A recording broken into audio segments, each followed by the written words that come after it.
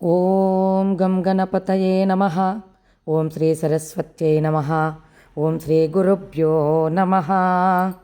ఇట్లు భాసిల్లెడి శ్రీ మహాభాగవత పురాణ పారిజాత పాదప సమాశ్రయంభునను హరి కరుణా విశేషంభునను కృతార్థత్వంబు సిద్ధించెనని బుద్ధి నెరింగి లేచి మరలి కొన్ని దినంబులకు ఏకశిలా నగరంబునకుంచెనుదెంచి అందు కురు వృద్ధ బుధబంధు జనానజ్ఞాతుండనై.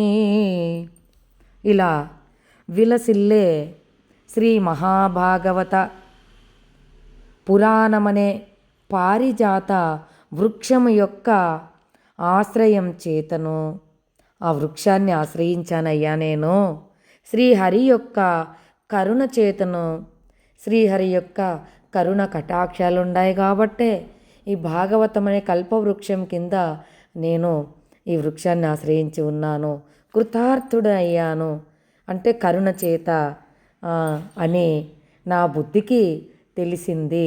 కొన్నాళ్ళ తరువాత ఏకశిలా నగరానికి వచ్చి అక్కడ కొంతమంది గురువులను సంప్రదించి వాళ్ళని అడిగి కనుక్కొని ఆ పెద్దల చేత బంధువుల చేత అనుమతింపబడ్డాను. అయ్యా, భాగవతానికి రాస్తాను, మీ సహకారం కావాలి, మీ హెల్ప్ కావాలి, ఇది ఇలా చేస్తాను, నువ్వు చెయ్యగలవయ్యా, చెయ్యయ్యా భగవత్కార్యము అని దీవించారంట వాళ్ళందరూ. శ్రీమాత్రే నమః.